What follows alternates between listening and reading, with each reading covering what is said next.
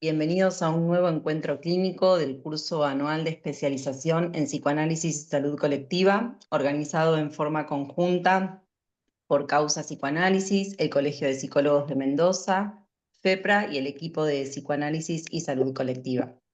Hoy tendrá lugar la presentación número 10, titulada Crónica de una inundación entre el desborde y la hospitalidad.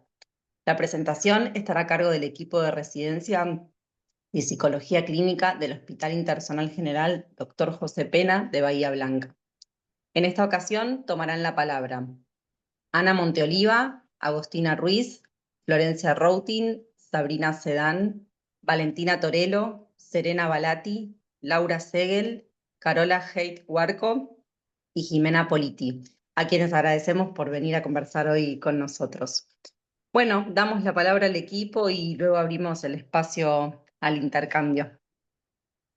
Bueno, en primer lugar, muchas gracias por invitarnos a Juliana y al equipo. Bueno, sí, agradecerles también a todos los que están hoy viéndonos. Bueno, la residencia de psicología clínica forma parte de la unidad de psicología dentro del Servicio de Salud Mental del Hospital Internacional General Dr. José Pena, ubicado en Bahía Blanca. Es un hospital internacional de alta complejidad, recibe demandas de pacientes tanto de la ciudad de Bahía Blanca como de la zona. Específicamente en lo que es el servicio de salud mental y la unidad de psicología, la residencia rota por distintos dispositivos divididos más que nada en lo que es internación, guardia y sala de salud mental e internación, y la parte de externación, rehabilitación, resocialización de los usuarios en dispositivos como, por ejemplo, hospital de día, grupo de enlace y grupo de viviendas que se irán mencionando a lo largo del trabajo. Y bueno, también los dispositivos o grupos que forman parte dentro de esos dispositivos generales de internación y externación. Bueno, también obviamente no queremos dar por sentado el hecho de que la residencia no trabaja sola, sino que tenemos referentes de planta y psicólogos que por suerte año a año se van incorporando como planta a los equipos. Y bueno, y específicamente la RESI también trabaja con la guía de la coordinadora docente y la coordinadora de la unidad. Bueno, desde el día de la inundación y en lo sucesivo agradecemos el acompañamiento que nos brindaron tanto la coordinadora de unidad, que es la licenciada Mariana Villar, como la coordinadora docente, que es la licenciada María Sol Morán.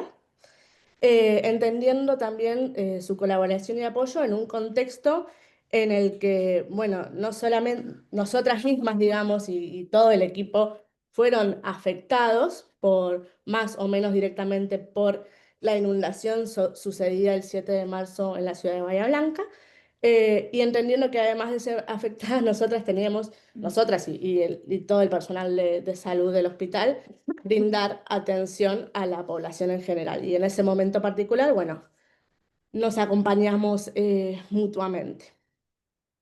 Eh, bueno, ahora sí les damos la palabra al resto de los resis eso sí, vamos a contar, lo fuimos armando teniendo en cuenta el vivenciar de cada una de nosotras en los distintos dispositivos a partir de esta situación de catástrofe. Por lo tanto, hay algunos relatos que están contados en primera persona, teniendo en cuenta tanto nuestra experiencia personal como la profesional. Ahora sí. Bueno, hola a todos y todas. Bueno, el primer apartado lo denominamos una crónica de ese 7 de marzo. El viernes 7 de marzo, Bahía Blanca vivió una tragedia sin precedentes. O quizás sí. El 2 de febrero de este mismo año, una violenta tormenta de granizo dejó como resto importantes daños materiales, entre estos roturas de vidrios, carteles volados, perforaciones y abolladuras en superficies de techos y autos. Previamente, el 16 de diciembre de 2023, ráfagas de viento de hasta 140 kilómetros por hora azotaron a la ciudad, dejando como saldo 13 muertes y un importante porcentaje de árboles de la ciudad caídos.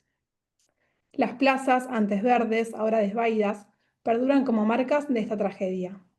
Pero esta vez no fue el viento ni el granizo, fue el agua la que desbordó literalmente a la ciudad. Nuevamente, nuestra ciudad golpeada atraviesa otra crisis climática. En esta ocasión fueron 16 las muertes y miles los evacuados. Recuerdo muy precisamente cómo comenzó ese día, cuando a las 5 de la madrugada un imponente trueno me despertó y me dejó en alerta. Pero no fue hasta las 6 de la mañana que, no pudiendo volver a conciliar el sueño ante la incesante lluvia que caía con potencia, me desperté antes de que suene la alarma. Para ese entonces ya varios amigos y colegas estaban inundados. Los mensajes llegaban entrecortados si llegaban. Había pedidos desesperados de ayuda e intentos desesperados de nuestra parte, de quienes no habíamos sido inundados y que de alguna forma pensábamos que podíamos ayudar, de ayudar. Sin embargo, los intentos devenían infructuosos. Las líneas estaban colapsadas, los mensajes no llegaban, poco a poco los celulares se iban quedando sin batería y se fue la luz y el agua en la ciudad. Comienzan a llegar imágenes y videos de lo ocurrido en el hospital, en la sala de neonatología y en las casas de nuestros allegados. Las imágenes conmueven, cachetean, angustian. Intento imaginar algo de lo vivido y transitado por estas personas que envían imágenes con el agua por la cintura. Pienso nuevamente en las imágenes de la NEO, en las mujeres enfermeras que, descritas por los medios como heroínas, pusieron el cuerpo y rescataron a los recién nacidos. Pienso en los pacientes de nuestro servicio, en quienes estaban internados. Intento concebir, sin éxito, cómo se vivió lo que se vivió. El domingo, 2 días después, gran parte del agua ha drenado en la ciudad y permite que las calles estén más aptas para la circulación. Me contacto con una compañera que tampoco había sido afectada materialmente por la inundación y nos convocamos a ir a ayudar al hospital. Llevamos trapos, un balde y una trapeadora. Me conmovió al llegar ver la cantidad de personas, en su mayoría personal del hospital, que al mismo tiempo lo habían perdido todo en sus casas y aún así se acercaron a la institución. Creo que algo del orden de la hospitalidad, de la pertenencia a la institución, comienza ya a ponerse en juego. El hospital en sí está lleno de polvo, hay que cubrirse la boca para poder circular. El subsuelo parece una película de terror. Está oscuro, el barro se mete por los tobillos y las zapatillas y el olor no dejan respirar. Ese día nos turnamos entre limpiar el subsuelo con los pantalones arremangados y las zapatillas cubiertas por el barro y cubrir la guardia, que ya en ese momento estaba montada en la vereda del hospital. Intento recuperar algo de las sensaciones luego de esta primera visita al hospital. Algunas palabras me son sugeridas: extrañeza, horror, angustia, conmoción. Mientras escribo, no recuerdo con exactitud si fue el lunes o si fue el martes que nos encontramos en el hospital quienes estábamos en condiciones de asistir. Da igual, la carga de los días deviene muy pesada y la noción del tiempo trastabilla. Lo que importa fue el encuentro. No estoy segura, pero creo que fue la última vez que nos encontramos en el Zoom, nuestro espacio de encuentro habitual en el pasillo 3, el pasillo de salud mental, donde circulábamos todas las mañanas. En ese primer encuentro nos escuchamos, había cierta necesidad de hacerlo en primer lugar y de pensar cómo íbamos a organizarnos en adelante con la atención y la asistencia en el hospital.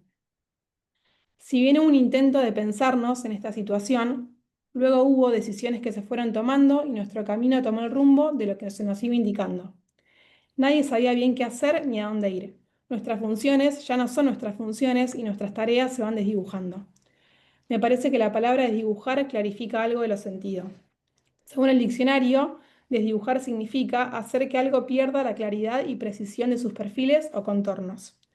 La sensación que recuerdo es la de estar repartida en 1000 pedazos, entre el hospital, la atención y la ayuda que había que brindar afuera. En las redes sociales de los bahienses comienzan a aparecer demandas e imperativos por hacer. Aflora la angustia, por un lado derivado de lo sucedido en sí, y por otro lado de la incertidumbre y de la sensación de que hay mucho por hacer y no saber por dónde comenzar.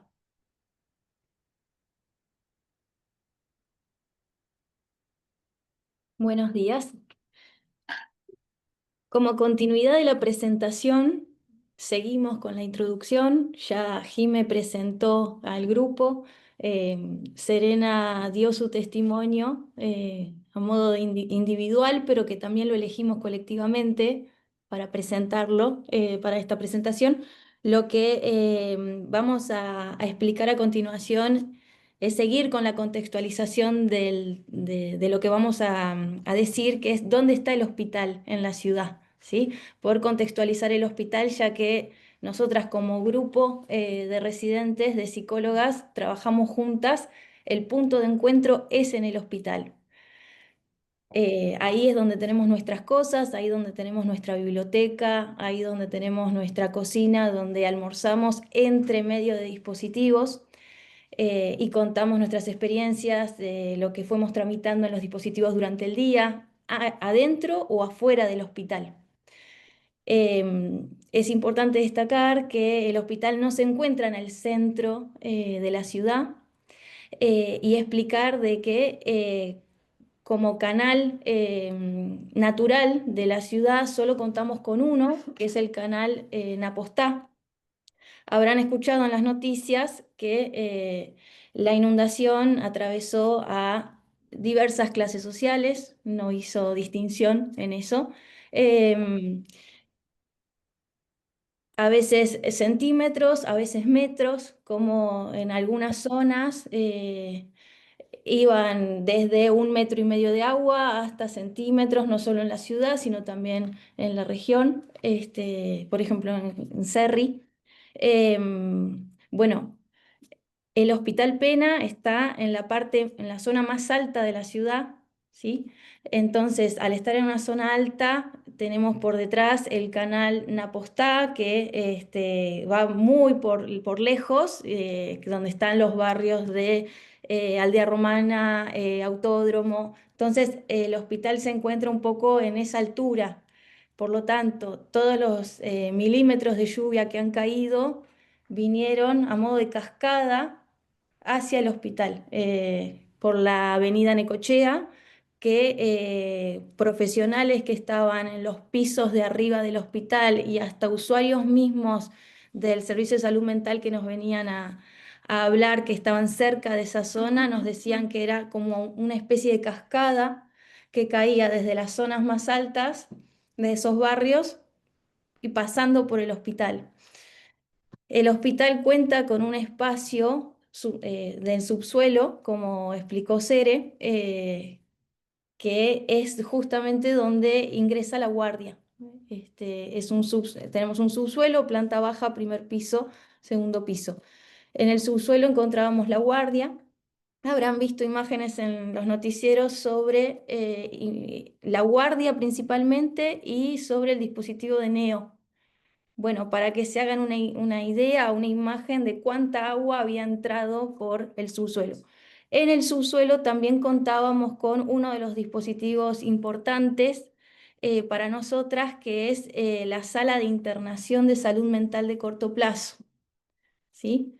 Que esa sala contaba con, después de la Ley Nacional de Salud Mental, un patio propio, una cocina, espacios comunes entre los usuarios que estaban internados en ese momento y los profesionales del mismo dispositivo, separado por una sola puerta. Es decir, la sala de internación estaba a una puerta sola del pasillo central y solo era el dispositivo de internación de salud mental al pasar esa puerta. Es importante también tener en cuenta de que es la única sala de internación de corto plazo de la zona a nivel público. Bien, en este contexto es necesario evacuar durante la madrugada. Ya a las 4 de la mañana recibimos en el WhatsApp los primeros mensajes de los enfermeros que estaban siendo evacuados con los mismos usuarios al sector de actos públicos en planta baja. En este contexto, escribo cómo fue el transitar de la mudanza, digamos, del sector del subsuelo de la sala de internación a 2 pisos más arriba, donde fue necesario evacuar esta sala, ¿sí? Que hasta el día de hoy todavía estamos allí. En ese contexto, 15 días después, escribo esto, que voy a leer a continuación. La sala de internación pasada por agua. La sala de internación de salud mental de corto plazo, que ya estaba por debajo, en la planta baja, ahora está bajo barro. Los pacientes que se encontraban privados de su libertad por internaciones involuntarias, por riesgo cierto e inminente, ahora también se encuentran en riesgo, pero no por su motivo de ingreso. Durante el último año, hasta un día antes de la inundación, los recovecos y horarios deshabitados de la sala habían comenzado a tener otro valor a partir de la implementación de talleres, inventados y llevados a cabo por el equipo interdisciplinario de la sala, junto con psiquiatría, trabajo social y psicología. Se inventa un espacio y tiempo ficcional como un modo de abordar el padecimiento de cada cual mediante la estructura de taller, una grupalidad y una proyección sobre el otro, sobre una práctica, sobre un cuerpo, sobre un objeto. Entendemos de que varios de los que están aquí presentes son residentes de varias partes del país, y poder aclarar esto, ¿no? del entusiasmo y del movimiento que a veces tenemos de parte de la residencia de presentar ideas. Esta idea se fue trabajando a lo largo de los últimos años y rápidamente se instaló como parte del dispositivo de la sala de internación. Como la población de la sala de internación, en el mejor de los casos, varía a partir de las altas, el taller necesariamente debía ser pensado como artificio, organizado a partir del espacio de la asamblea semanal, entre todos los integrantes de la sala, pacientes y personal hospitalario. Allí se deliberaba y votaba la actividad a realizar en el taller siguiente, por lo que el taller se llamaba plástico por esta cuestión. Hasta el momento, la temática del taller variaba de un modo enriquecedor para quienes lo armábamos. Pasamos de trabajar con las manos la tierra del patio a trabajar con masa para realizar en conjunto una comida y llevarla a la cocina general del hospital, que se encontraba en el subsuelo, para hornear y luego compartir. Recorte de lecturas de ese taller. Alguien pide Charly García y Alicia, quien se encontraba con un cuadro confusional, comienza a marcar el compás de la música y luego a cantar sola Canción para mi muerte, recitando, o mejor dicho, recordando la letra completa. Nos mira. Al otro día, el equipo tratante refiere que la nota mejor. Matías, por su parte, pide un taller de expresión corporal para canalizar su exceso de energía y al finalizar el mismo se detiene y se angustia, localizando un exceso y desregulación pulsional de su propio cuerpo. Vemos a una joven recordar su infancia al saltar el elástico mientras nos agradece con su mirada por sujetarle la silla a la que estaba esposada por una internación provisional. Mariela pide su pieza de cerámica que había creado en un estado totalmente desorganizado, pero que además la pide para el momento de su alta hospitalaria a modo de broche, o de pedir llevarse algo que le era propio en un contexto en el que sintió que le sacaron a sus hijas. Se había diseñado un dispositivo, el de talleres, dentro de otro dispositivo en el hospital. Apenas llevaba 5 meses de práctica, el de internación por salud mental. Pero no parece un dato menor decir que, al mismo tiempo en el que intento escribir y formalizarlo, el taller deja de acontecer como consecuencia de la inundación y la posterior evacuación de la sala a otro sector del hospital, 2 pisos más arriba, dejando de existir, principalmente esos espacios comunes que favorecían circular por fuera de la camilla. Además, al mismo tiempo en el que me siento a escribir como tiempo de comprender lo acontecido en los talleres, nuestros referentes, a medida que transcurrían los primeros días luego de la inundación, nos pedían escribir, ¿no? Quizás a un modo de tiempo de comprender, quizás como unas crónicas, así como el título del encuentro de hoy, o como una especie de trama, lo veremos. A modo de antesala, lo que intentamos decir es esto, ¿no? Al mismo tiempo en que me siento a escribir, como tiempo de comprender lo acontecido, que demostraba modo de antesala, que favorecía el establecimiento de un vínculo terapéutico anterior y preliminar a la entrevista propiamente dicha, llevada a cabo en la internación, alterando el orden de dicha entrevista, ya no por los síntomas positivos, si tiene insomnio, si comió, si tiene manía, etcétera, sino ya a partir de sus invenciones, de sus creaciones, más como un sujeto y no como un objeto. Al mismo tiempo que intento escribir algo de esto, voy recibiendo fotos de la sala inundada y bajo barro, al mismo tiempo que también tenía bajo barro mi casa, recordando que varias creaciones de arcilla del taller, por ejemplo, habían quedado en la parte inferior de un armario. Por ese motivo, la escritura de la formalización del taller se vio continuada inmediatamente por un segundo escrito que formule las nuevas preguntas para supervisar con referentes ante un nuevo desafío. ¿Cómo implementar el dispositivo de asamblea y de taller en este momento en las condiciones y posibilidades actuales y reales? Que no solo supervisamos este espacio, por supuesto. En un espacio físico totalmente distinto, en el que nos encontramos de prestado, sin espacios comunes, contando con habitaciones y pasillos, sin una mesa de trabajo o de mates, sin un espacio al aire libre para fumar o mover el cuerpo.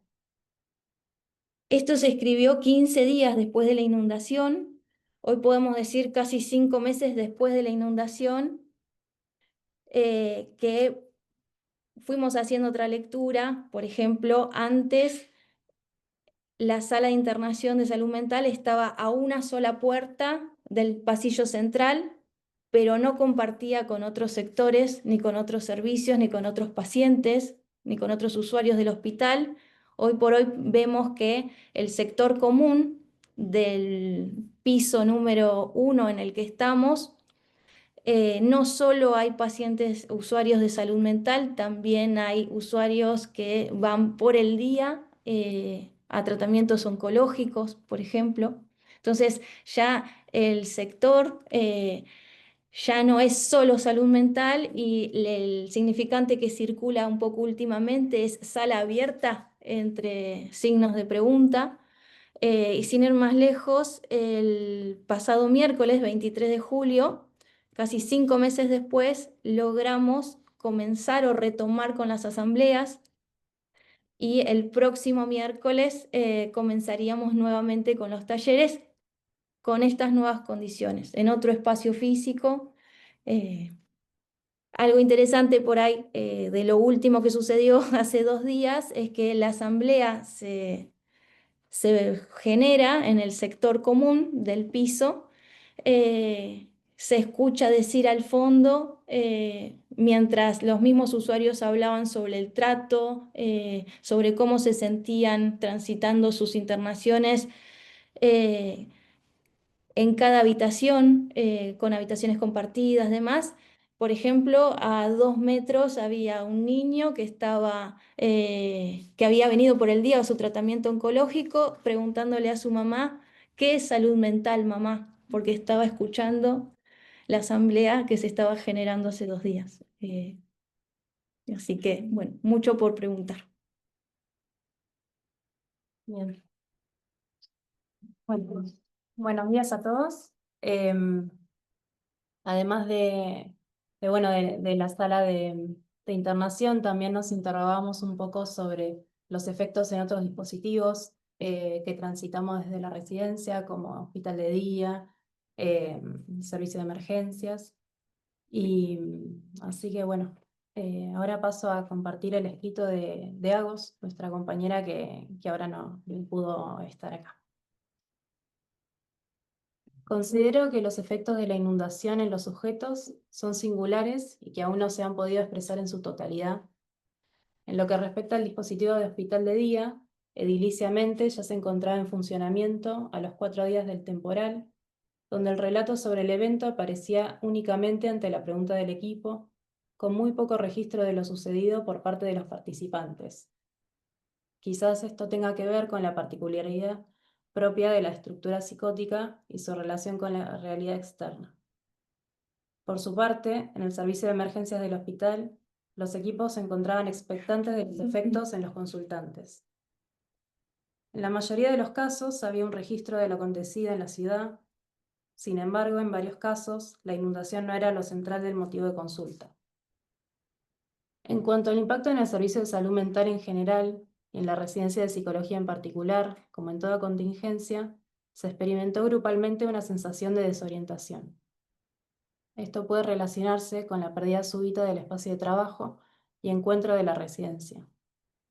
A esto se le añadía la directiva, por parte de la Coordinación Política Intersectorial, de trasladarse a postas sanitarias externas, intentando encontrar una orientación sobre la marcha que sostenga la práctica. Esto, bueno, más o menos una semana después de la inundación, como que surgió la propuesta de poder acercarnos a los barrios, a las unidades sanitarias y poder escuchar a quien se acercara para ver también los efectos, ¿no?, de la inundación. Frente a esta complejidad, la noción de hospitalidad analítica propuesta por Mitre cobra particular relevancia. Mitre plantea que el psicoanalista, como se sabe, tiene que estar en posición éxtima en las instituciones, estar adentro pero afuera, ni en rebeldía, ni identificado a los ideales de la institución para poder operar. Esta posición permite al analista sostener la práctica clínica y la atención de los sujetos, adaptándose a los cambios sin perder su lugar ético ni su función. En este sentido, la hospitalidad analítica se vuelve una herramienta fundamental para continuar alojando al sujeto en su singularidad, incluso cuando la institución se ve atravesada por situaciones de caos. En este punto, la reflexión de Adriana Sanfilippo sobre la hospitalidad se vuelve particularmente significativa. Ser hospitalario no significa abrirle las puertas de mi casa al extranjero para exigirle que se acostumbre y se acomode a mis ideas y a mis costumbres. Ser hospitalario es estar dispuesto a transformar mi casa para alojar lo radicalmente otro que hay en mi prójimo. Considero que esta experiencia nos invitó a repensar las coordenadas clínicas. Sin un encuadre definido ni un lugar físico, se torna fundamental una clínica flexible y una hospitalidad analítica que permita sostener la singularidad del sujeto en contextos adversos. Bueno, buenos días a todos. ¿Se escucha bien ahí? Bueno, cualquier cosita interrumpen igual si algo no se entiende también. Les voy a leer la última parte del trabajo que se titula Los tiempos del temporal. Las horas de la lluvia parecían eternas. No cesaba ni se detenía. No paraba más. El agua no dejaba de subir. Me cuenta E. Por suerte, había visto videos de temporales. Entonces agarré mis cosas importantes, mis documentos, las tijeras de la peluquería y un mantel. Me subí al techo y con el mantel me hice un refugio. Unos vecinos me vieron y escuché que gritaron: «Hay que ir a ayudarla». Y yo ya estaba congelada. Refugiada bajo un mantel, enfrentando como podía la brutalidad de lo real, me ofreció una imagen que condensa algo de lo que se vivió esos días. El tiempo cronológico interrumpido, anulado, frenado por la emergencia. Un tiempo donde lo urgente arrasó lo habitual, donde lo importante y lo tribal quedaron expuestos a la misma intemperie. Durante días, la lluvia afectó severamente al hospital y a sus dispositivos. El subsuelo se inundó por completo. Se cortaba la luz, se suspendieron actividades. Los pacientes que se encontraban internados pasaron al salón de actos. Bueno, ahí un poco de lo que había contado Flor antes, donde permanecían acostados sobre uno o con suerte 2 colchones en el subsuelo, quedando aislados, desconectados de sus redes de contención como de la lógica habitual del dispositivo. En cuestión de horas, el ritmo del hospital se vio alterado. Ya no había horarios de entrada ni de salida, ni era la misma cantidad de profesionales que llegaban. Las rutinas y los cronogramas se vieron afectados por completo. Lo real se impuso de forma brutal, y ya no desde lo real de los síntomas de los pacientes, sino desde el colapso de la infraestructura, las paredes, las ventanas, el agua, la electricidad. El pasillo 3 ahora era la guardia. Nuestro lugar de encuentro se convirtió en el office de los enfermeros, la cocina en el lugar de los medicamentos, nuestros consultorios en el consultorio de guardia, la sala de internación de salud mental en la sala de cuidados mínimos. El hospital, en ese contexto, se volvió un espacio tensionado entre la fragilidad y la resistencia. El tiempo lineal de las entrevistas, de las entregas de trabajo, de los mates, de la permanencia de los dispositivos como veníamos habitándolos, quedó suspendido. Ya no era una variable organizativa, sino una dimensión angustiante, desbordante. Pero ¿qué sucede cuando el tiempo presente insiste y pareciera no haber posibilidad de apertura a un nuevo tiempo? ¿Cómo se sostiene la práctica cuando lo urgente no da tiempo, cuando no hay espacios para que algo se elabore, cuando los tiempos institucionales se enciman con los del temporal? Este acontecimiento nos arrancó de la lógica del tiempo homogéneo y vacío. Nos acercó otro tiempo, que Walter Benjamin denominó el tiempo ahora. El tiempo es un momento... ¿no? El tiempo es un momento revolucionario en el cual al curso de la historia se le dará un nuevo sentido. Este tiempo será opuesto al tiempo homogéneo y vacío, que provoca un quiebre en el tiempo presente y que tendrá su significado. No se trata del tiempo que avanza de manera lineal ni de la sucesión cronológica. Es un tiempo de espera pasiva. No es un tiempo de espera pasiva, sino es un tiempo suspendido. Un corte que pueda abrir la posibilidad de un nuevo sentido, un instante donde lo histórico y lo singular se condensa y donde quizás algo diferente pueda emerger. Lacan, por su parte, señala que el deseo del analista es la brújula de la práctica clínica, como eje, como función esencial, que no obliga, no se impone. No es un deseo de ordenar, controlar o curar. No se trata de imponer un camino ni de dirigir al sujeto hacia un supuesto ideal de normalidad o bienestar. Es un deseo que se sostiene sin forzar, que se mantiene presente, que permite esperar. Es el deseo que bordea, que se deja guiar por los caminos propios de cada sujeto, por las huellas de cada historia. Como plantea Rubinstein, el deseo del analista no parte de ningún ideal a priori de salud, no tiene fines preestablecidos de curación. Entonces, ¿qué se pone en juego del deseo clínico cuando no hay condiciones ideales? Su capacidad de sostener una apuesta por el lazo, por la palabra, incluso cuando el mundo alrededor parece colapsar. Se pone en juego su forma de actuar como punto de anclaje frente al caos, pero también expone su límite. No todo puede, no todo se puede, y sin embargo, aún desde ese límite algo se hace. El acto clínico nunca se produce en el vacío, siempre está atravesado por condiciones materiales, institucionales, políticas y subjetivas. Cuando esas condiciones ideales no están garantizadas, lo que se pone en juego es el deseo del analista, entendiendo como una posición ética y política frente al sufrimiento del otro, que hace lugar, que resiste, que puede esperar, que persiste incluso cuando las condiciones son adversas. Pero ¿cómo ubicar nuestra escucha clínica en medio del ruido de las goteras, de las máquinas que intentaban arreglar algo de lo tanto roto, de los cortes de luz? Frente a lo que colapsa, frente a lo que se derrumba, el analista sostiene su disponibilidad, su plasticidad.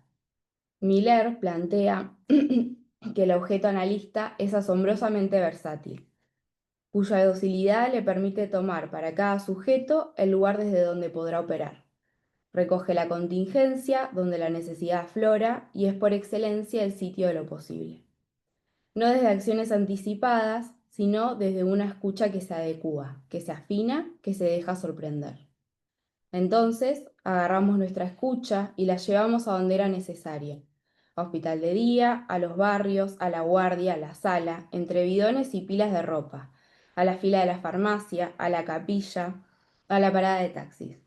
Y como si eso no fuera poco, había quienes tenían que volver, sacarse la chaqueta y seguir como podían, o con quienes necesitaban. En esos días de los efectos del temporal, la clínica fue eso, disponibilidad radical. Ni las condiciones eran ideales, ni el tiempo nos pertenecía. Aún así, algo del deseo clínico persistió, incluso en el barro, al rayo del sol, en los pasillos, en las salas de espera. Allí donde los dispositivos se desarmaron, donde las rutinas se evaporaron, donde los cronogramas se reescribían una y otra vez, el tiempo se volvió otro. Ni el tiempo del fármaco, ni el rígido de la institución, ni el de la cronología eficaz. Quedó la apuesta por un tiempo que, aunque fugaz y caótico, pudo alojar algo singular. Persia expresa que la institución recluta, forma y disciplina gente que encarna un ideal de salud domesticada, una lógica que administra premios y castigos, una razón que redime o expulsa. Entonces, ¿podríamos pensar que esta adversidad también abrió la posibilidad de una salida? La desorganización institucional, lejos de ser solo un obstáculo, funcionó como una grieta que desarmó, al menos por un tiempo, la lógica disciplinaria. La ausencia de encuadres rígidos permitió ensayar otros modos de encuentro, desarmar algunas certezas, suspender la expectativa de que las cosas debían volver rápidamente a la normalidad. Quizás, como escribe Persia, no se trata de encontrar lo que se ha perdido ni de completar lo que falta. Se trata de imaginar una hendidura, de buscar la falla en la prisión perfecta, en el encierro identitario. En esos días, entre manteles, cronogramas, blister de medicamentos embarrados y mates compartidos, pudimos encontrar juntos esa hendidura. Tal vez la clínica, aún en el temporal, aún en la guardia, sigue siendo la obstinada apuesta por alojar lo que no encaja, por hacer un lugar a lo que no tiene lugar, por abrir, aunque sea por un instante, la posibilidad de algo mínimo, singular, contingente que pueda empezar. Bueno, hasta ahí un poco, digo un poco porque seguramente tengamos mucho más para escribir después de hablar acá y escucharlos a ustedes, pero bueno, nos gustaría dar el espacio también ahora para escucharlos, ver si tienen preguntas, comentarios. Y gracias por escuchar.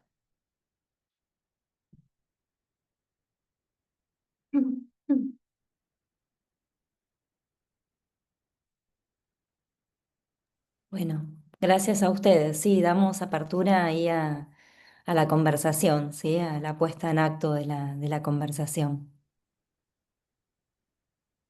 Buen día, muchas gracias por compartir la experiencia. Quería compartirles un libro que me encontré ahora últimamente en un congreso que se llama de juguetes de tierra y juegos, que lo escribió es muy bonito porque lo escribió un hijo de una señora con psicosis que viven la mujer era argentina y ellos viven en Israel y viven en permanente guerra, como sabemos, y entonces él, hijo de una mujer psicótica, pero ahora dramaterapeuta, desarrolla una técnica con el barro, justamente para poder trabajar y termina trabajando obviamente en todos estos contextos post-destrucción y desarrolla todo un modelo muy interesante que me parece que tiene que ver con esto, con cómo volver a conectar con esos espacios que se crearon desde estos nuevos lugares, si es que es necesario ese mismo, como decían ahora en lo último, ¿no? O si es necesario reconstruir desde esa sensopercepción renovada, nuevos espacios de escucha, nuevos espacios de entendimiento, y pensaba que es necesario para el equipo tener algún espacio primero como esto de escribir, pero bueno, como qué espacios grupales para poder sanar todo eso que está ahí embarrado. Así que muchísimas gracias por compartir.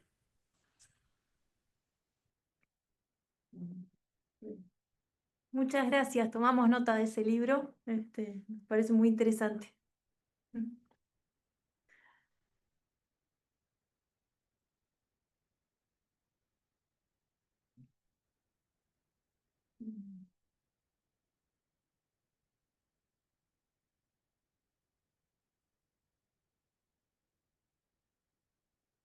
Sí, creemos que ya no va a ser lo mismo que antes, ¿no? No sé si se volverá a ese tiempo anterior. A lo sumo se resignificará. Y sí, en relación a nuestra grupalidad, buscamos varios espacios de control, de supervisión, de conversación, hasta el día de hoy, ¿no? Hasta el momento actual con ustedes. Que de hecho también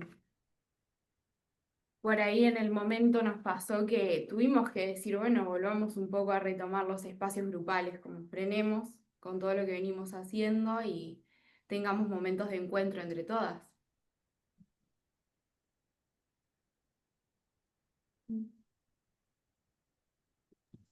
Yo pensaba bueno, primero que nada, como les decía, ¿no? Me parece como un gesto eh, para destacar que hayan puesto palabras a lo acontecido, articulando la afectación, la conmoción y la puesta en forma de las prácticas, ¿sí? Porque muchas veces, digamos, estamos como más acostumbrados, ahí da el 360, la vuelta de toda la mesa. La residencia, muchas veces estamos acostumbrados a presentaciones como muy puras, muy limpias desde lo teórico, que dejan por fuera, ¿sí? Como si eso, ¿no? ¿Sí? Como si esa afectación no pasara, ¿no? Y después, por otra parte, que me parece muy valiosa la presentación porque es solidaria al propósito que anima Psicoanálisis Salud Colectiva para transmitir nuestras formas de dar lugar a la hospitalidad, justamente, ¿no? Que es el eje del curso y que ustedes lo pusieron a jugar también, ¿sí? A la hospitalidad, que es otra forma de llamar a lo singular en lo colectivo y cómo eso implica un territorio afectado, ¿no? Cuando decimos territorio, por lo menos acá pensamos en la polisemia de ese término y bueno, que en estas situaciones que ponen en juego todas las dimensiones, la socioinstitucional, la subjetiva, ¿sí? Y el apuntar a lo singular me parece que queda como, ¿sí? Se pueden volver a pensar. Yo pensaba también que, digamos, que un eje, pienso, que un eje que atraviesa el escrito es la pregunta por las condiciones de posibilidad para crear otro tiempo en o ante el temporal, ¿no? Un poco en el título ¿sí? Del último apartado. Van trazando cómo lo temporal condiciona, cómo genera condiciones en todas sus dimensiones y en el anudamiento siempre singular que, como decía recién, apostamos a producir. Y por eso me parece que se lee en el escrito ahí un poco la marca de lo que Lacan propone en esos tres tiempos lógicos, ¿no? El instante de ver, el tiempo de comprender y el momento de concluir. Con respecto a eso quiero decir algo, no va de suyo que estemos en el instante de ver, ¿sí? También implica, ese instante de ver, me parece que también implica una operación, una torsión a la mudez. Porque lo traumático, y ahí voy a otra cuestión que me hizo pensar mucho el escrito, la presentación, lo traumático mudece, incluso bajo la forma de la fascinación. ¿Sí? La fascinación que puede implicar quedarse ahí viendo, ¿no? Los que estábamos alejados, ¿no? Esto de ver noticias y en las redes, ¿no? Bueno, algo de lo traumático ligado a la mudez. Y después con respecto a lo traumático, yo creo que es una categoría que tenemos que volver a revisar, porque el acontecimiento traumático se separa de la concepción del trauma sexual freudiano, se separa de la concepción de lo traumático de Lacan en Lacan, ¿sí? No quiero decir que Freud y Lacan no lo trabajen, ¿sí? Justamente lo trabajan, pero el acontecimiento traumático produce un agujero en la trama discursiva. Ustedes van dando cuenta muy bien de eso, cómo hay un agujero en la trama discursiva y fantasmática, cómo lo traumático es un extranjero, por así decir, usan esta palabra que para nosotros sí es afín a la categoría de hospitalidad, ¿sí? Es un extranjero que impacta en el sujeto y por eso no se trabaja de la misma manera que en la lógica de hacer consciente lo inconsciente, no se interpreta. Entonces ahí vale entender, vale revisar cómo entendemos bordear algo, lo que implicaría una construcción. Me quedé pensando mucho en eso. Hay algo que ustedes dicen muy bien con sus palabras, que es que la memoria traumática no olvida nada, ¿sí? La memoria traumática no olvida, ¿sí? Aunque eso no quite el intento de inscribir algo. ¿Sí? Es la irrupción de un real, lo digo medio lacañoso, ustedes también lo traen así, la irrupción de un real que no se anticipa, que no se puede evitar. Y ahí me parece también, ¿no?, la diferencia, para pensar en qué tiempos estamos, la diferencia entre el acontecimiento y la experiencia, y admitir que cuando hay acontecimiento traumático, hay algo que puede no devenir experiencia, ¿sí? Y ahí hay una cuestión casi de dignidad de aquello que no puede devenir experiencia. Agamben lo trabaja muy bien cuando separa acontecimiento, ¿sí? Es quien separa acontecimiento de experiencia. Y bueno, ¿no? Ahí por eso traía la pregunta de cómo se inscribe lo disruptivo, ¿sí? ¿Sí? ¿Qué inscripción para lo disruptivo, para lo vivido, que no llegó a ser vivenciado, representado, subjetivado? Pensaba en estas cosas al leerlas. ¿Sí? Como creo que todos conocen a esta autora, empezó a circular bastante, que es Françoise de Boin, se pronuncia. Pésima mi pronunciación, ella es francesa, que en su libro Historia y Trauma ubica para mí muy bien cómo el discurso del trauma es llevado por alguien desubjetivado a partir de un saber que se inscribe en el cuerpo, ¿no? Entonces me preguntaba cómo escuchamos esto, ese saber que en todo caso se porta de distintas maneras en el cuerpo. Bueno, ¿no? Como que el trauma, me parece, en todo caso el acontecimiento traumático requiere ser escuchado, y bueno, ustedes hablan muy bien de eso, y sobre todo de cómo le damos valor a lo que ustedes llaman el tiempo ahora, el tiempo presente que insiste, ¿sí?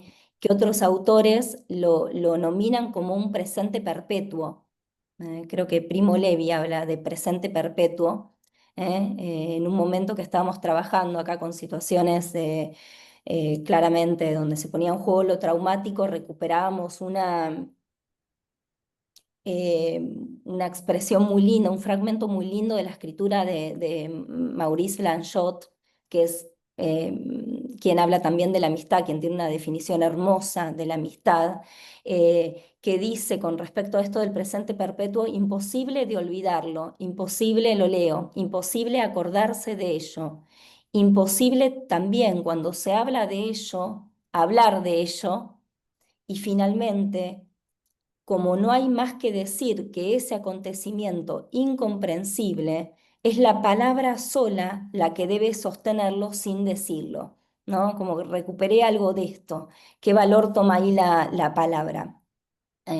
Bueno, chicas, agradecerles todo el trabajo y todo lo que implica. Y después otra recomendación de lectura que yo la tengo ahí también para agarrar ahora, también de Blanchot. Hay un librito de él que se llama La escritura del desastre. Es hermoso, es hermoso. Tan hermoso como lo que ustedes dicen en un momento, que para mí condensa, ¿no?, la apuesta. En un momento dicen ustedes: entonces agarramos nuestra escucha y la llevamos a donde era necesaria. Me pareció bellísimo. Bueno, eso. Gracias. Gracias.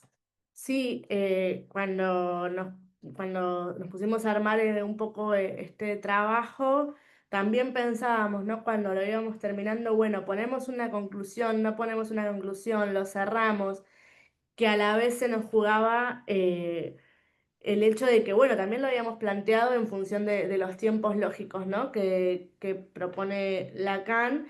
Y decíamos, bueno, en realidad, conclusión, como entendida como tiempo de concluir, no podemos, ¿no? No, todavía no es el momento, porque, bueno, es todavía una elaboración, ¿no? También por el hecho esto de que hay algunos momentos en el trabajo donde, además de ser en primera persona, se muestra mucho más de nuestra vivencia y nuestro atravesamiento, y en un segundo lugar aparece lo teórico, ¿no? Como algo de que ese enlace todavía se está armando, y se va a seguir armando, ¿no? Con el tiempo.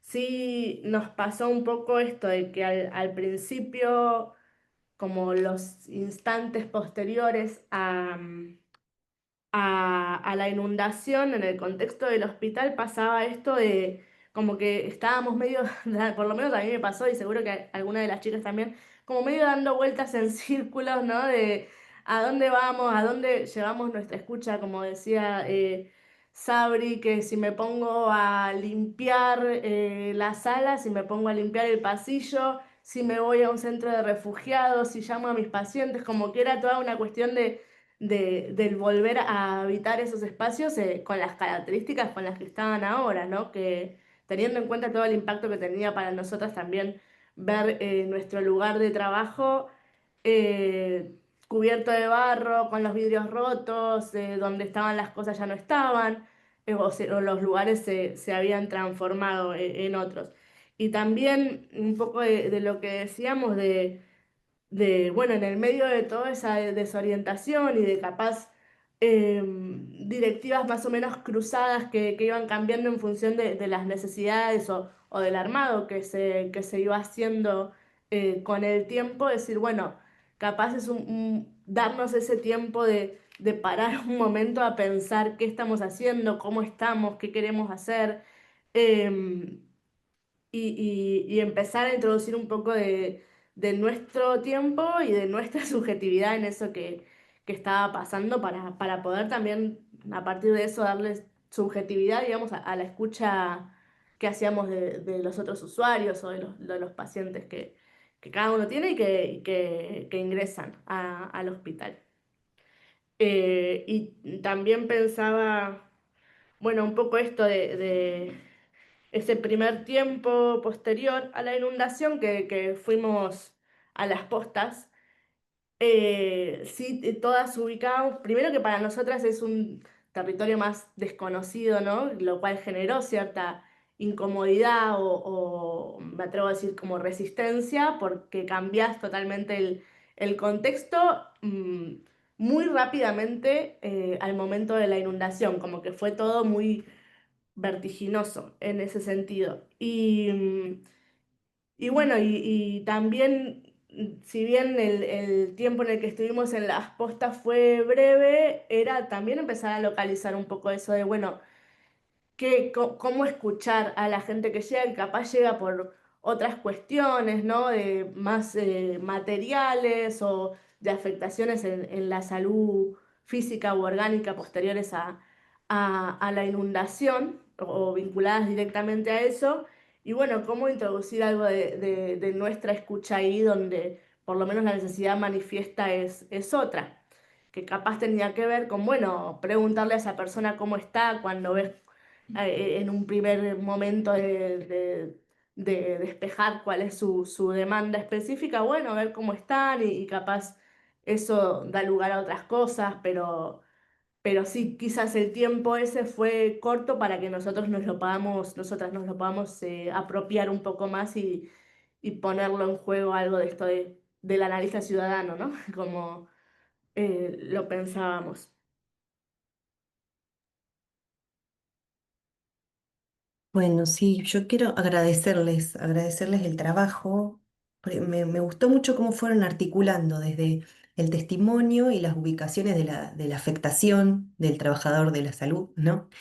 Em, y cómo fueron articulando entre teoría, experiencia, afectación, ¿no? Porque en el trabajo se va articulando los ideales, sería ideal, cómo escuchar, cómo, en un momento donde estaban embarrados, y ahí embarrados digo con la barra, ¿no? Ahí con los pies en el barro, donde, bueno, esa referencia también de Lacan, que en la transferencia se está con los pies en el barro, ¿no? Pensaba ahí que cómo la pregunta de cómo escuchar o la pregunta ideal de cómo hacer lugar al sujeto cuando estaban tapados por el agua, ¿no? Y si bien a veces el imperativo eh, aplasta, ahí fue orientador, porque dan cuenta en el trabajo cómo van haciendo lugar. Pensaba en esto, en cuando ubican, no todo se puede, ¿no? No todo se puede, pero eso operó como marco, porque cómo van articulando, dice, encontramos la hendidura, ¿no? Que permite, o sea, el marco del no todo se puede hace límite habilitando un espacio, ¿no? Lo había leído al escrito cuando estuvimos, bueno, hace unos días, y hoy lo escuché distinto, ¿no? Cómo se va hilvanando todo eso, ¿no? Cómo se transmite. Así que bueno, les quiero agradecer eso que me hicieron pensar. Bueno, tomando esto, ¿no? Pensaba lo del marco porque ubican el desdibujar y juegan con esa palabra, la ubican, ¿no? Y ahí después encuentran un marco que da, que habilita ese otro espacio, ¿no? Yo no sé si puedo tomar la palabra. Sí, Pamela, claro. Bueno, primero que nada, agradecer. La verdad es que hace rato que tengo ganas de hablar y estoy tratando de armar algo un poco más coherente para decir y no me sale mucho. Y me parece que está bueno y que digo, me animo a decirlo así todo desarticulado porque tiene que ver con lo sucedido. El hecho de que ustedes hayan podido armar algo articulado y que quizás yo no lo esté pudiendo articular tiene que ver, más allá de mi subjetividad, pero tiene que ver con algo de lo acontecido, ¿no? Lo real no solo fue cuando llegaron al hospital y se encontraron eh, con las cosas como estaban, imposibles de anticiparlas antes, ¿no? Con lo inimaginable que podía llegar a pasar, sobre todo inanticipable, porque ustedes estaban atravesadas por lo que les iba pasando en sus casas. No es que aterrizaron en un espacio conocido, desconocido en el mismo momento, sino que ustedes venían totalmente embarradas de lo propio. Entonces, no, la verdad es que eso me impacta, lo pienso, yo soy de Mendoza, cómo sería y cuál tendría que ser a lo mejor, qué podría hacer yo trabajando luego de un terremoto, ¿no? Es algo que siempre me lo he planteado y me ha generado así como eh, eh, eh, quizás anticipar algo del desastre, tratando de anticipar lo que no se puede anticipar tampoco, porque no puedo abordar de antemano y tratar de mitigar la instancia de lo traumático.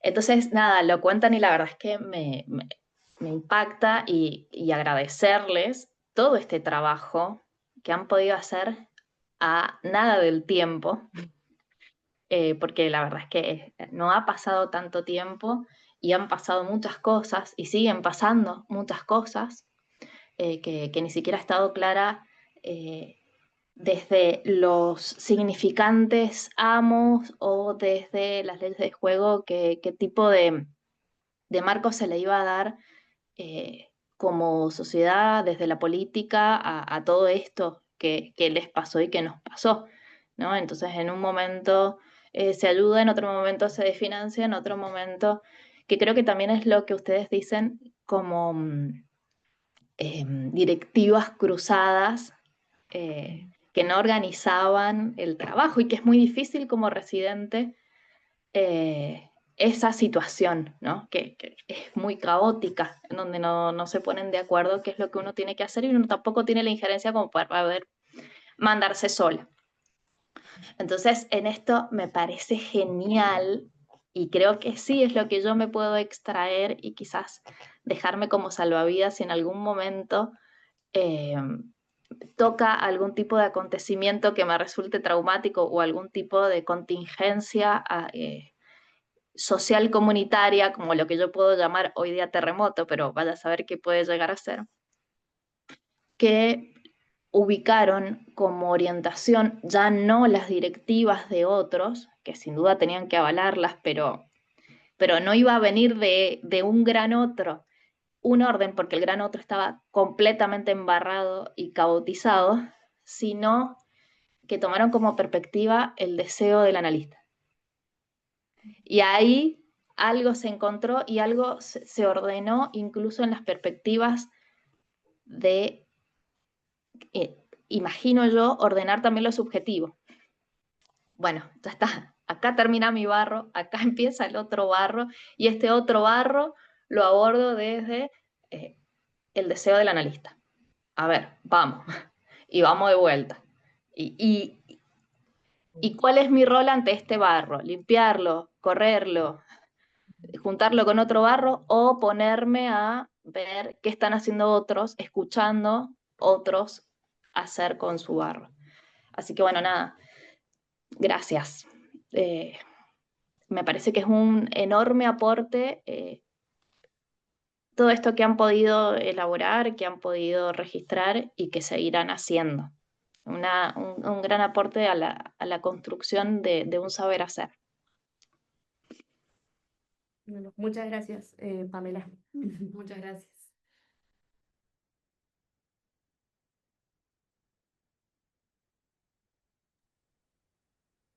Sí, pensaba en Hola. eso, ¿no? En el, ay, perdón, no sé quién No, está. no, dale, dale. No, en esto del deseo del analista, que sacar barro también es hacer lugar, ¿no? Entonces pensaba en lo más primario de la urgencia, porque ahí en el trabajo era, bueno, las situaciones ideales o cómo escuchar, cómo dar lugar al sujeto. Bueno, primero hacer lugar, ¿no? O sacar el agua, sacar el barro. Ya está, ¿qué más pretensión que esa? ¿No? Digo, ¿qué más acción que esa en un momento así, ¿no? Pensaba que este trabajo también permite ubicar esas cosas, ¿no? Lo que se hizo ahí, ¿no? Y otra cosa que también me pareció interesante que las chicas marcaban, y es que ellas han detectado algo han hecho un lugar antes de la tragedia, antes de que esto aconteciera, y que marca como dos dimensiones. No en todo el hospital estaba hecho el lugar, ¿no? Había personas que quedaban en el lugar de objeto, como en todo hospital de salud mental, como en todo el dispositivo de salud, en donde quedan como objetos de síntomas, objetos a ser adjetivados o descriptos en el paranoico, la manía, el insomnio, la impulsividad. Hubo una aproximación previa o un marco ético que después les permitió tener, me parece que este recurso del deseo del analista para orientarse, que vaya a saber, quizás ustedes pueden decirlo o recordar cómo les fue a los otros colegas que no tenían esta conceptualización del otro como sujeto, sino como objeto. ¿Qué otro marco de referencia para hacer a lo mejor encontraron? Pero esta diferencia ya estaba dividida, ya estaba marcada de antes, de que había que hacer un lugar al sujeto. Sí, un poco en relación con lo que decís, Pamela, y con lo que decía María José, una interpretación, un recuerdo medio literal de eso. El lunes posterior a la inundación, que habían pasado 2 días, vamos a la nueva guardia que se había montado de contingencia en la entrada del hospital, en la vereda, donde había un par de carpas, que esas carpas estaban destinadas más a lo que eran las emergencias médicas, ¿no? O más en el campo de lo biológico. Y ahí nos encontramos nuevamente con esto de construirnos ese lugar de limpiar el barro. Y empezaban a llegar los pacientes, los usuarios de salud mental, y decíamos, bueno, que no los podemos escuchar capaz en el medio de la vereda, o sí, pero hay algunos que no lo van a, no se van a sentir cómodos, no se va a poder hacer. Entonces en ese momento vimos que estaba la garita de taxis, pedimos que nos la abrieran, le sacamos el barro y ahí tenía un banquito y bueno, listo, hicimos ahí nuestro consultorio. Y bueno, es eso de llevar la escucha, ¿no? En este caso a una garita de taxis.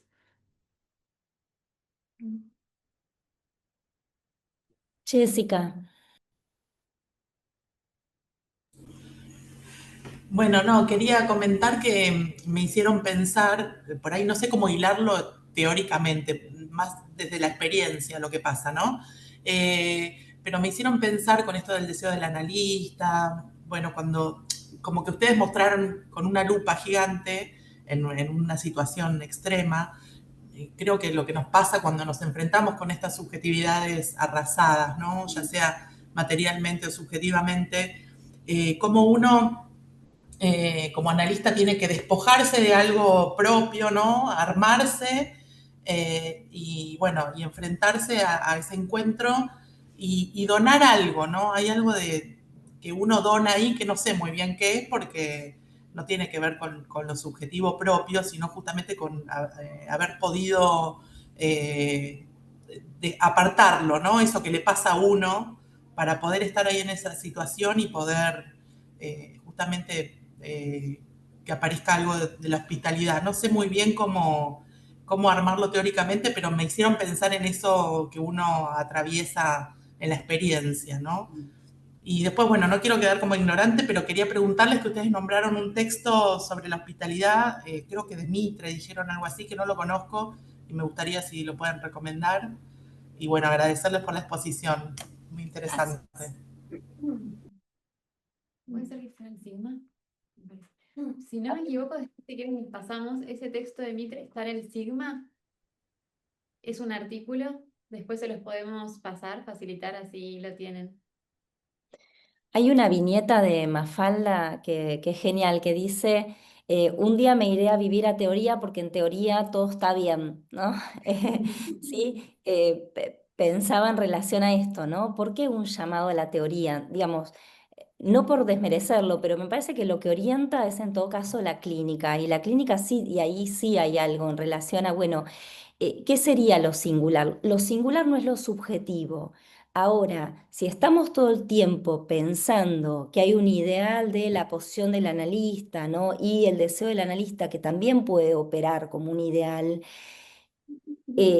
vuelvo a decir, queda por fuera todos estos atravesamientos, ¿sí? Toda esta circulación, que es la que permite que otra cosa se produzca. Es con esto. Sí, a mí me parece que lo que traen y en sí estas situaciones, a mí también me hizo acordar mucho lo que implicó la pandemia en los efectores de salud, ¿no? Mucho, estábamos todos dando vueltas, no sabíamos qué hacer.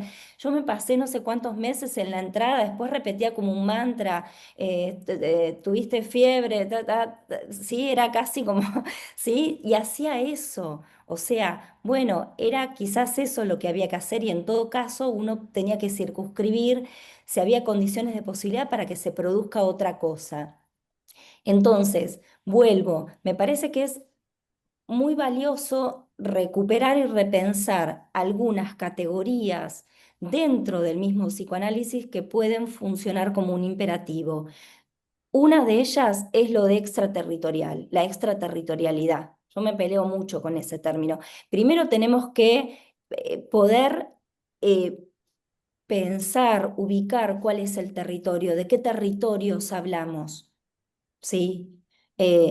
¿Cuáles son las variables institucionales? Bueno, ustedes nombraron a Adriana, yo trabajé mucho con Adriana. Adriana fue una gran pensadora de las prácticas en las instituciones diversas, y ella decía, bueno, en todo caso se trata de hacer, no desconocer las variables institucionales, sino hacer un uso de ellas, ¿sí? ¿Qué uso hacemos de las variables institucionales? ¿Sí? Porque estamos, ¿no? Traigo esto de lo extraterritorial porque fue un poco como ¿sí? Como una forma de la impostura del analista para quedar por fuera, ¿sí? De luchas, de movimientos, ¿sí? De cómo pensar lo público, de cómo pensar la construcción de la salud colectiva, ¿sí? De cómo pensar en definitiva lo singular en lo colectivo, lo singular que se produce en lo colectivo. Entonces, bueno, me parece que es como valioso para recuperar esto, ¿no? Y para ver cómo entendemos esto, algunas nociones que están ahí como dando vuelta, ¿no? Como si hay que llegar se tiene que, bueno, sí. En todo caso, después podemos hacer una lectura de cómo escribimos o qué ha pasado para que queden por fuera todas estas cosas que son atravesamientos que están presentes. Para eso, obviamente, hablamos con otros, nos encontramos, supervisamos, conversamos, para en todo caso ahí trazar alguna diferencia y poder corrernos.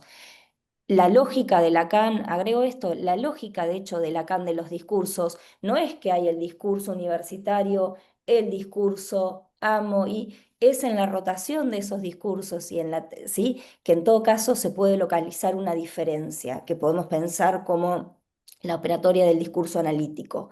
Los discursos no son, ¿sí? No es que estoy ¿no? Sí, es en ese movimiento, ¿no? Me hace pensar mucho en esto lo que traen.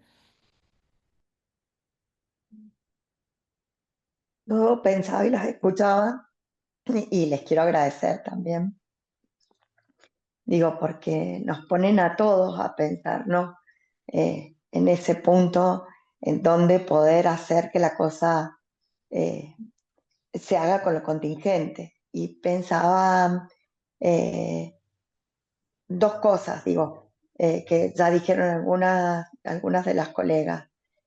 Digo, como ordenadores, ¿no? Esta indicación que reciben de poder escribir ahí en el lugar para hacerse el tiempo de comprender, ¿no? Y la otra cosa, esto que rápidamente descartan de que todo no, eh, pero que toca el cuerpo. Y me parece, en ese sentido, les quería hacer una pregunta también. Digo, porque cuando se sigue muy lo institucional, el discurso académico, etcétera, el del ideal, ¿no? El ideal es, bueno, hay un servicio de limpieza que limpie el hospital, ¿no? Pero se ponen ahí, se ponen a hacer con el barro, ¿no? Digo, y entonces es la disponibilidad, eh, o digo, nuestra disponibilidad como analistas está siempre como en el lugar, y la pensamos desde el ideal, de la escucha, ¿no? Ubicar la escucha, sentarnos a escuchar, a alojar lo que el otro dice, devolver algo, etcétera, etcétera. Pero no es en el cuerpo, entonces ahí de nuevo el cuerpo se me hacía presente, digo, no sé también si lo puedo ordenar mucho, ¿no? Pero eh, hacerles presente este lugar donde, eh, bueno, donde ponen el cuerpo a sacar el barro también, y donde ponen el cuerpo para que eh, esos, esos, esa subjetividad de esos pacientes, aunque sean psicóticos, digo, no queden condensado el goce en su cuerpo y se ponga en otro objeto que hacen. Inmediatamente restablecen los talleres, restablecen otro espacio ahí por fuera, ¿no? Y me parece, bueno, digo, conmovedor en ese punto también. Y bueno, invitarlos ahí en ese punto, o yo seguiría pensando, digo, o me trae la pregunta para seguir pensando en el cuerpo del analista, ¿no?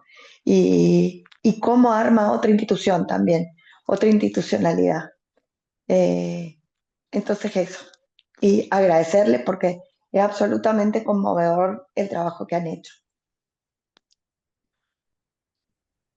Gracias. En relación a esto del cuerpo del analista, el deseo del analista, el significante de donación, de qué dona en la posición de analista, nosotras en los momentos de grupalidad pensábamos la transferencia al hospital, cómo los posteriores días a la inundación venían usuarios ya conocidos por el hospital a verlo. Querían venir a ver, querían venir a constatar o a ver qué estaba pasando ahí. Por ejemplo, querían venir a ver la sala de internación que ya estaba en desuso, y pensábamos la transferencia al hospital como punto de anclaje en primer lugar, y pensábamos en el texto de dirección a la cura sobre la transferencia, ¿no? Que en la transferencia el analista paga con su persona en una institución y en estas condiciones, ¿de qué forma? ¿De qué forma paga? ¿No? Y en relación a la palabra de donación y el cuerpo, nos encontrábamos, por ejemplo, prestando en los pasillos o en los recovecos del pasillo un mate, por ejemplo, que era de la sala de internación, porque una usuaria que había estado internada en la sala hacía un año atrás, pero la seguía teniendo de referencia, se había quedado sin nada. Y cómo fue darle el mate, que también estaba embarrado por la sala, pero que al menos era un mate para ella y no era cualquier mate. Y empezamos a hacer ese tipo de intervenciones. Y a su vez empezamos a escuchar, uno hablaba, por ejemplo, de la lluvia, otro decía las lluvias, otro decía el temporal, otro hablaba cuando fue la catástrofe, y en el último tiempo escuché una que decía las inundaciones, en plural, ¿no? Como a diferencia de las crisis climáticas anteriores, esta fue un universal, da esa impresión, ¿no? O estaba de telón de fondo. Agradecemos que también se conectaron profesionales de planta del hospital que están presentes y una supervisora nuestra. Así que también que se pueda armar la conversación si desean. Gracias. Eso también pensaba, si Está, tenían registro, que también lo está preguntaron por otro lado, de cómo se vivió en otros servicios, cómo se rearmaron otros servicios. Digo, y si estas coordenadas que fueron para ustedes tan útiles, se pueden compartir con otros servicios también, ¿no? Bueno, en relación a esto que contás, Cecilia, muy interesante, nos recordás que lo teníamos presente al momento de escribir y nunca lo terminamos de escribir o quedó como resto, es que lo que nos impactó es que muchos de otros servicios vinieron a tocar la puerta del consultorio, que todavía no estaba físicamente restablecido, de psicología y de psiquiatría. Por ejemplo, una enfermera de neonatología que necesitaba hablar. Entonces nos llamó la atención que en primer lugar los mismos profesionales de otros servicios tenían como referencia el lugar de salud mental nuestro. O sea, ellos mismos como pacientes. Interesante. Yo les quería preguntar, porque en el trabajo se lo preguntan bueno, esto de los ideales, pero ¿cuáles serían las condiciones de escucha cuando también están en lo común, ¿no? La inundación en lo común de quién viene, quién recibe, quién, ¿no? Como, sí, me preguntaba eso, las condiciones de escucha, ¿no? ¿Es posible escuchar ahí? Bueno, ustedes dan cuenta de algunas cosas, pero también cómo se articula entre la pretensión y lo posible, ¿no? Eso. Bien, porque también es que escuchábamos, ¿no? Porque por ahí no había palabra al principio, sino más cuerpo. Yo, por ejemplo, tengo en lo personal, yo no recuerdo todavía con exactitud si yo volví, la inundación fue el viernes, si yo volví el martes o el miércoles. Me tendría que poner a revisar los WhatsApp, que todavía hay mucho por revisar y pensar, pero yo todavía no recuerdo con exactitud. Sí que volví esa semana a trabajar y que me acuerdo de estar con las mismas zapatillas que había podido rescatar de mi inundación. Me acuerdo que era el cuerpo, era la sensación de ir con la misma ropa durante toda la semana y presentar como esa disponibilidad, como decían mis compañeras, ¿no? Estar a disponibilidad. Después no sabíamos exactamente qué escuchábamos. Sí, creo que es una pregunta que nos hicimos también cuando, si la inundación fue un viernes, cuando el martes ya empezamos a ir a las postas, es una pregunta que nos hacíamos, bueno, de cómo vamos a escuchar, ¿no? Las demandas, las angustias en relación a eso, si nosotros también estamos ahí atravesándolo. Por lo menos para mí también fue realmente una incógnita, ¿no? Y bueno, no sé cómo habrá salido visto desde afuera, pero creo que fue también una apuesta de a ver, bueno, qué se podía hacer, ¿no? pero Capaz desde el valorizar lo que la otra persona estaba pasando, ubicar algo de eso, pero sí, es una pregunta que también nos hicimos. Y no sé si te podría dar una respuesta certera. me parece que ahí la diferencia la hace la posibilidad de preguntarse eso.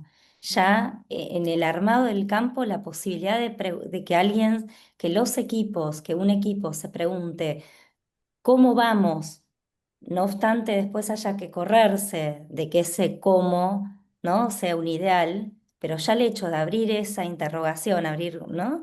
Me parece que ya genera condiciones diferentes, ¿sí? Porque podría no estar, y nosotros lo que estamos viviendo hoy en día todo el tiempo es que puede haber otros armados donde la pregunta por escuchar al otro no esté presente, ¿sí? Me parece que ese ejercicio de casi de contraste permite ubicar algo de la diferencia. Está bien, después podemos corrernos de algunos ideales, pero para mí hay algo ahí que bueno, orienta, ¿no? ¿Sí? Que esa orientación ya tiene efectos y que capaz que tenemos que empezar también a revisar la idea que tenemos de intervención, porque el decir es decir si toca el cuerpo y si hay algo de la afectación, ¿no? Me parece, ¿no? Entonces, bueno, vuelvo a esto, ¿no? Un ejercicio lindo para ubicar cómo pensamos algunas categorías. Recién las escuchaba y fueron diciendo un montón de, ¿no? de sutilezas que ustedes van escuchando y las van escuchando en un tiempo que siempre es retroactivo, ¿no? La lluvia, las lluvias, la catástrofe, la inundación. Bueno, en esa diferencia, en todo caso, va a ser que esa lectura va a poder permitir cómo va a ser para cada quien. Y una cosa que también quería agregar, ¿no? Qué difícil que es hacer lugar al cuidado de los que cuidan. Lo digo así como muy general. ¿Sí?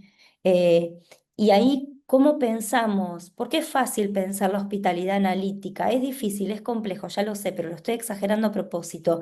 Pero ¿cómo pensamos la hospitalidad con respecto a el mismo equipo, en sus diferencias, en sus tensiones, ¿sí? Cuando hay, ¿no? Cuando acontece algo de esto, ¿sí? En lo posible para cada quien también. eh, ¿Sí? En la angustia de uno, en la bronca del otro, ¿sí? Para construir algo. Me parece que es una cuestión que estaría, me parece que es como interesante que cada vez que acontece algo así, donde justamente lo que sucede es que se rompe lo instituido, esa ficción, ese artificio que no deja de ser una construcción, ¿no? Bueno, ¿cómo tenemos en cuenta que todo trastabilla para que alguien no quede ahí arrasado? Ahí me parece que hay un miramiento que hay que pensarlo y que hay que nombrarlo, ¿sí? Ahí, Bueno, cuidamos, porque si no, también puede no acontecer.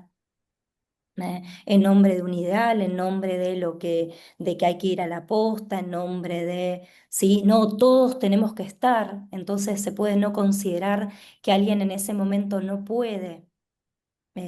Bueno, me remito quizás a cosas vividas en la pandemia, ¿no? Donde el imperativo, bueno, fue arrasador, ¿no?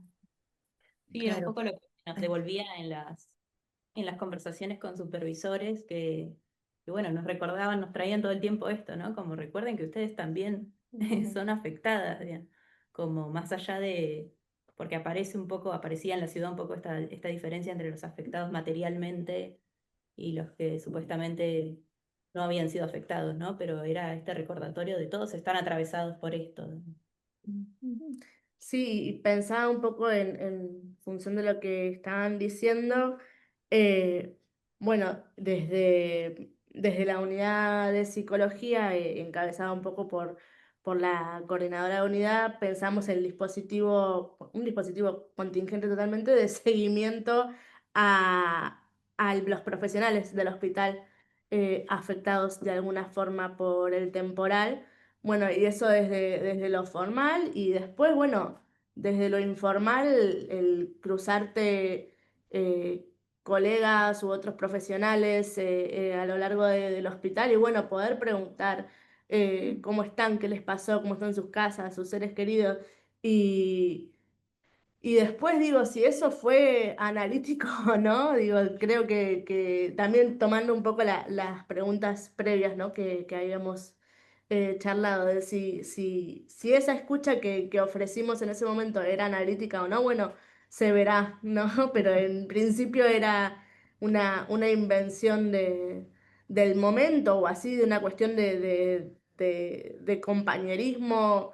Me acuerdo una profesional de cirugía que se mostraba realmente muy angustiada porque dice, yo hace ya más de un mes que no estoy en quirófano, no sé qué hacer, que es el lugar donde a mí me gusta estar. Eh, y bueno, creo que es eso, de poder empezar a escuchar un poco de lo que cambió del cotidiano y después ver dónde se mete lo analítico ahí. Hola, ¿qué tal? Muchas gracias por lo compartido, por el pensar colectivo. Em, Pienso que el año pasado, hace no tanto, también fue sede Bahía Blanca del Congreso de Psicología Comunitaria, ¿no? Entonces pensaba la comunidad que se fue construyendo, que se fue haciendo en redes, las presencias, la circulación también que habrá abierto ese espacio del Congreso. También me quedo pensando ante el arrasamiento en la frase de esta mujer que fue a agarrar lo importante y cómo el arrasamiento cambia, qué es lo importante, porque cuando menciona que agarra un mantel, yo me quedo pensando, digo, ¿cómo un mantel? ¿Qué es lo importante ahí de ese mantel y cómo lo transforma en techo, en protección para esa persona, ¿no? Entonces creo que ese es abrir esas nuevas preguntas de decir, bueno, nada sigue siendo lo que era. Entonces, bueno, ¿cómo hacemos que pase a ser en función de lo que se necesita, ¿no? Protección. Em, y les quería compartir un breve texto de La potencia de la dulzura de Ando Formantel, porque realmente me parece que las representa, ¿no? En esta posición, que dice así: la aprehensión de la vulnerabilidad de un prójimo no puede darse en un sujeto sin el reconocimiento de su propia fragilidad. Esta aceptación es una fuerza, hace de la dulzura un grado más elevado en la compasión que el simple cuidado. Compadecerse, padecer con, es experimentar con el otro lo que él experimenta sin ceder a ello. Es poder dejarme afectar por un prójimo, por su pena o su dolor, y contener ese dolor llevándolo a otra parte. Y esto de la mudanza, ¿no? Del abajo, flotar, poder estar arriba de la línea de flotación, es subsistir, eh, también pensando en algún momento construir las condiciones para volver a empezar desde otro lugar, ¿no? Pero es un nuevo inicio también el que tienen por delante. eh, Así que esto, ¿no? También lo comunitario y lo colectivo, sumado a las lecturas, ¿no? Desde las disciplinas del psicoanálisis, también con un entramado de discursos necesarios y de riqueza para abordar estos tiempos que tienen. Así que muchas gracias. Muchas gracias. ¿De dónde es el libro? Así lo volvemos a... ¿Lo anotamos? Sí, se llama La potencia de la dulzura de Anne du Fourmantel. Gracias.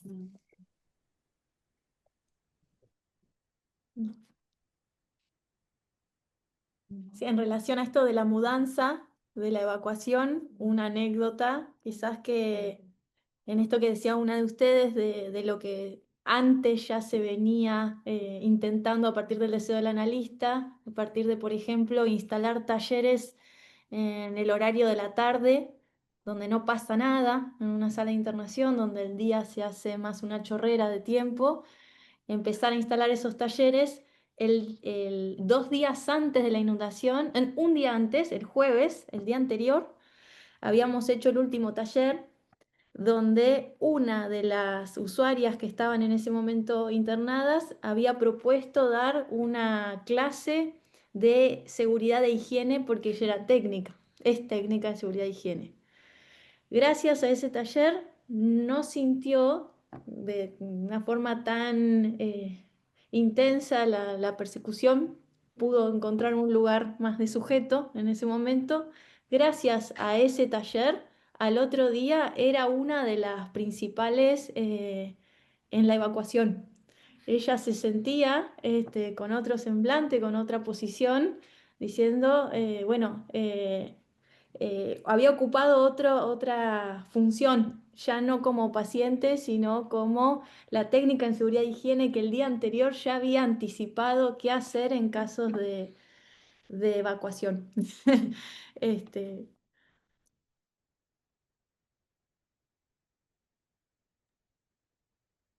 Bueno, Me parece. no sé si alguien más quiere compartir algo. Si no, agradecer, la verdad que por el trabajo de ese momento hasta ahora, por el trabajo que siguen haciendo en la escritura y con el cuerpo ahí, con la escucha. Súper interesante la presentación, también me parece que nos conmovió mucho a todos por, por cómo estaban armados esos relatos en primera persona también, ¿no? Que era como estar ahí viéndolo con sus ojos, así que es prestar también mirada, no solo escucha, y vale. Así que bueno, seguramente seguiremos intercambiando, hay un montón de cuestiones para seguir pensando. Ahí preguntan por el link para dar el presente de la clase, creo que lo pusimos recién ahí en el chat, perdón que lo pusimos ahí con un poquito de demora, a ver si está. Bueno, ahora lo resolvemos y si no, quizás lo vemos de otra forma, de alguna forma lo solucionamos. Pero bueno, agradecerles a todo el equipo y a todos por sumarse a los intercambios y a las preguntas, ¿sí? Nos Gracias vemos. que se sumaron ahí de Bahía Blanca. Veo algunas caras conocidas. Ahí está Cecilia López Querques, ahí. Bueno, muchas gracias, ¿sí? Bueno, Eh, muchas gracias de nuevo por la invitación. Sí, bueno, nos vemos el 8 ahora, el viernes, que va a estar Estela Insenbein ahí trabajando algo con respecto a Nvidia y Super Yo, y después Tomás a San Miguel eh, trabajando algo relativo a trauma, ¿sí? Justamente. Así que, bueno, capaz que podemos a partir de ahí darle una vuelta a algunas cosas, ¿sí? Junto con Agustina Saubidet van a estar trabajando algo de lo traumático, lo incestual y incesto y lo incestual. Bueno, nos encontramos, ¿sí? Un saludo. Gracias. Muchas gracias. Gracias.